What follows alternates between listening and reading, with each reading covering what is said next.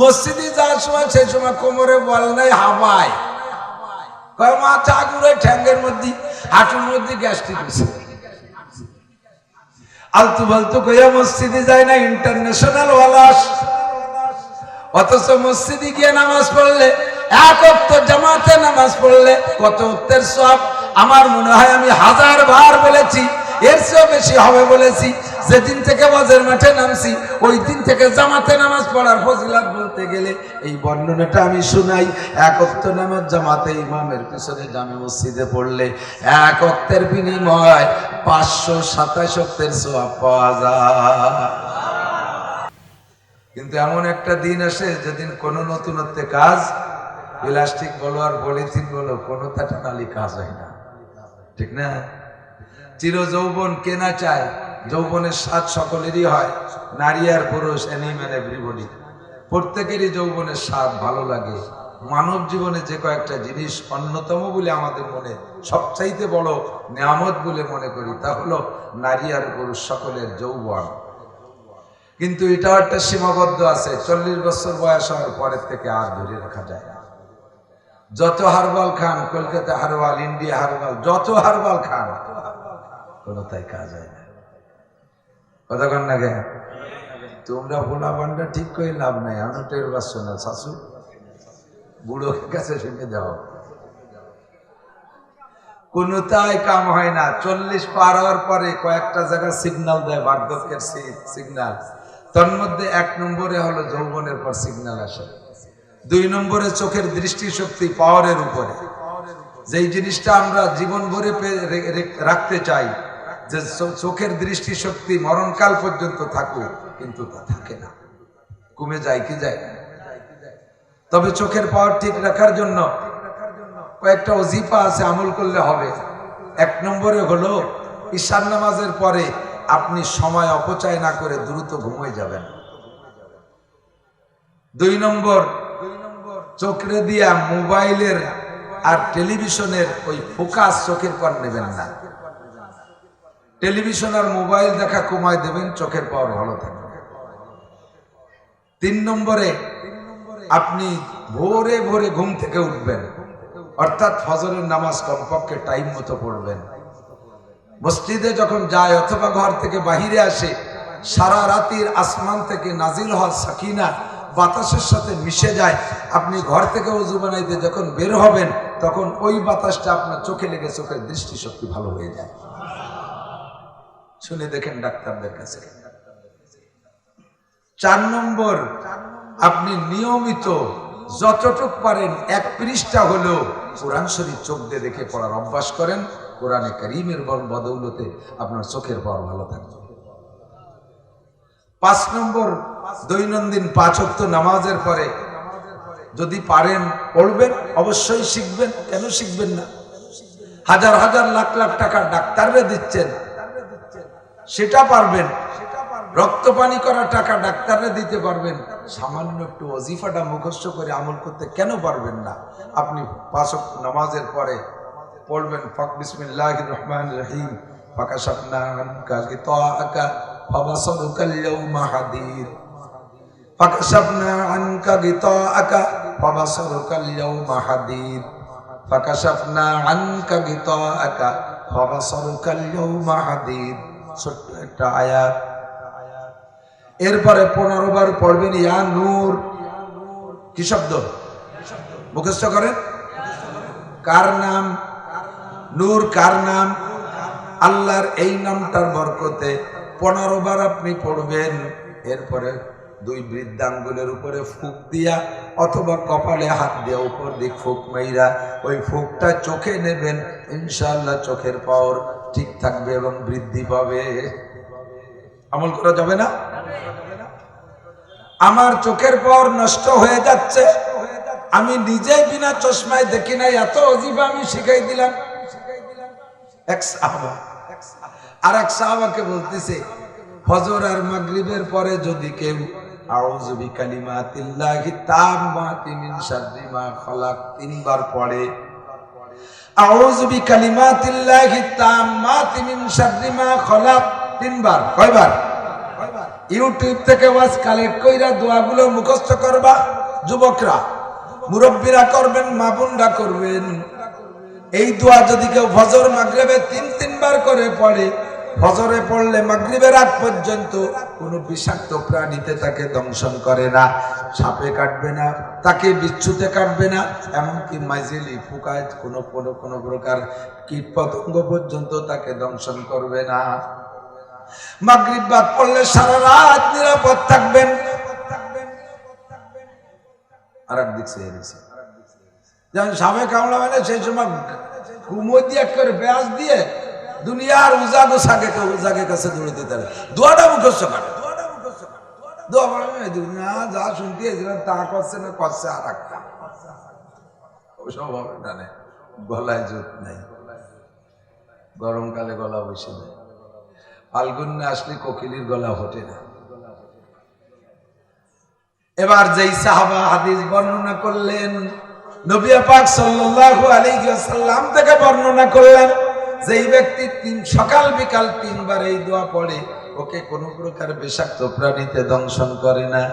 যেই সাহাবা হাদিস শুনাইতেছে ওই সাহাবার ঠোঁট ছিল বড় সুন্দর, কিন্তু ওই দিন থেকে ঠোঁটের এক পাশে ফুলে টেমা, এরকম ভুলে গেছে।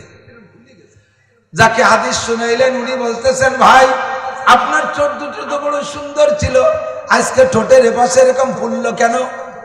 তিনি বলতেছেন, কিছুক্ষণ আগে আমাকে বল্লাই কামড়াইছে। আপনি না বললেন এই দোয়া পড়লে বল্লাইও কামড়ায় না, তা আপনি কেন ফজরের বাদ পড়েন নাই? কথা কন না, যদি পড়তে তাহলে তো কামড়াবে না, একিন আছে না নাই?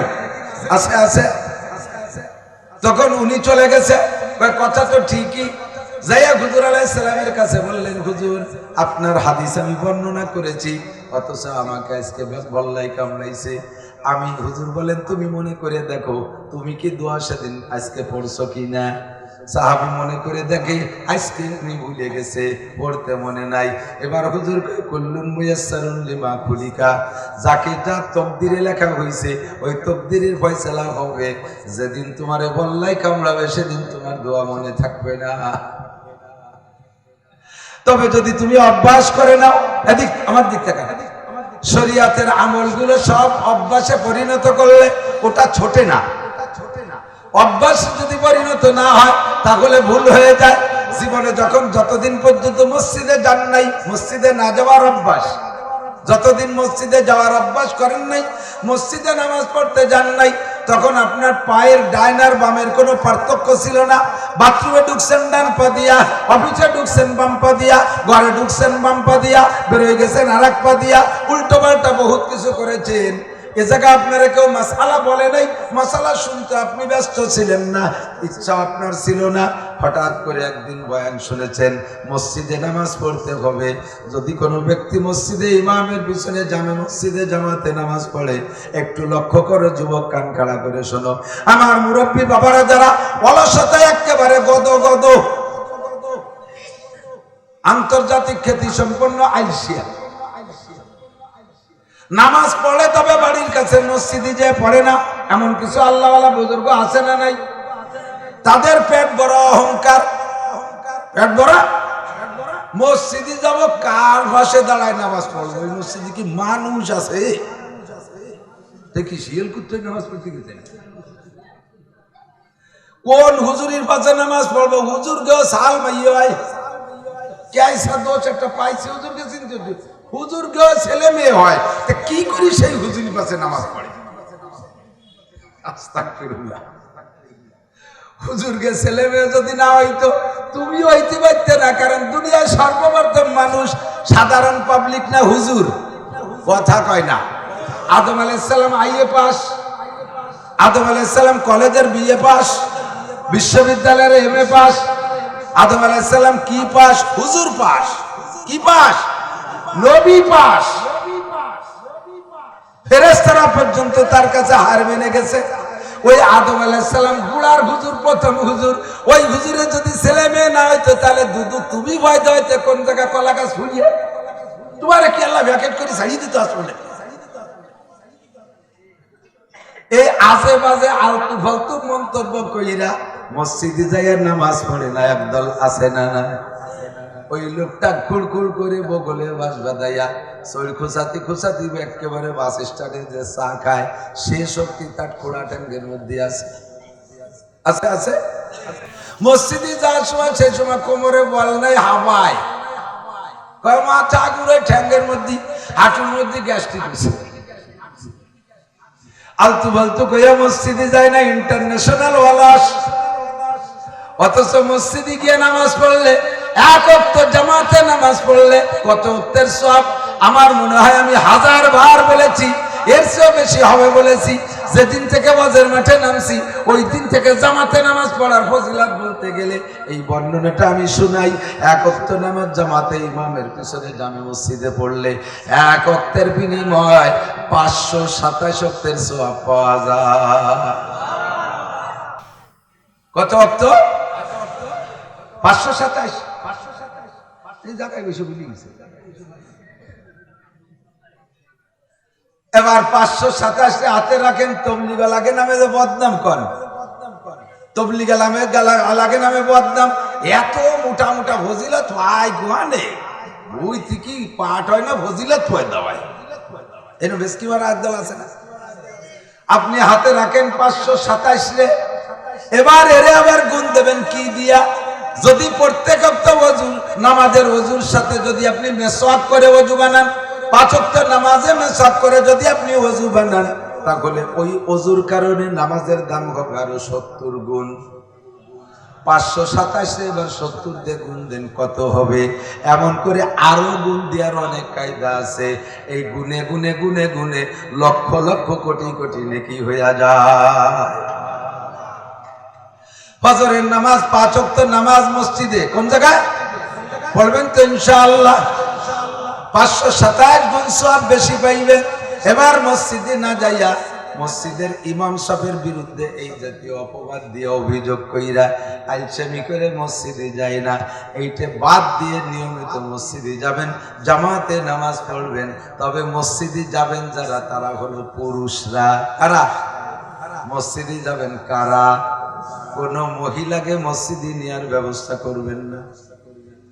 হাজী সাহেব যারা গিয়েছেন তারা আমারে সাক্ষী দিতে পারবেন, সৌদি যারা থাকে তারা আমারে সাক্ষী দিতে পারবে। মক্কা মদিনার 2টা মসজিদ যে জায়গা ফিতনার কোনো গন্ধই নাই, কথা কন, কাবা শরীফের পাশ দিয়ে তওয়াফ করে আপনার আর কতটুকু ঘন করে বসা, এমন ঘন, এমন চাপাচাপি, এমন ঠাসাঠাসি, গায়ে গায়ে মিশে নারী আর পুরুষ ভাগ করার কোনো উপায় নাই। চাপাচাপির ভিতরে ঠেলাঠেলি দেখা কি সাথে তওয়াফ করে।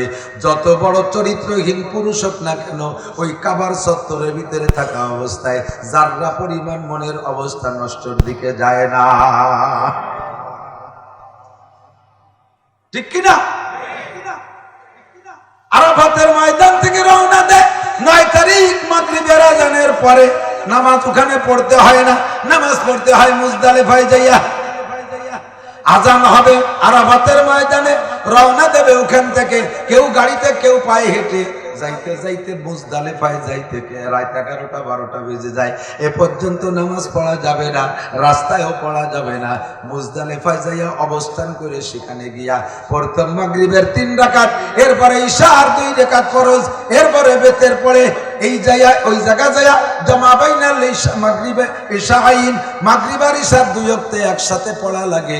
হাজার হাজার লক্ষ লক্ষ নারী আর পুরুষ ওই আরাফাত থেকে মুজদালিফার দিকে পায়ে হেঁটে যায়। সুন্দরী সুন্দরী যুবতী মেয়েরা হাঁটতে হাঁটতে ক্লান্ত, পাহাড় আছে 2 পাশ দিয়া, পাহাড়ের গায়ে পড়ে এসে শুয়ে আছে। কিছুক্ষণ রেস্ট নেয়, মনে হয় যেন মৌমাছি লেগে আছে পাহাড়ের গায়ে। রাস্তাঘাটে যেখানে সেখানে শোয়া।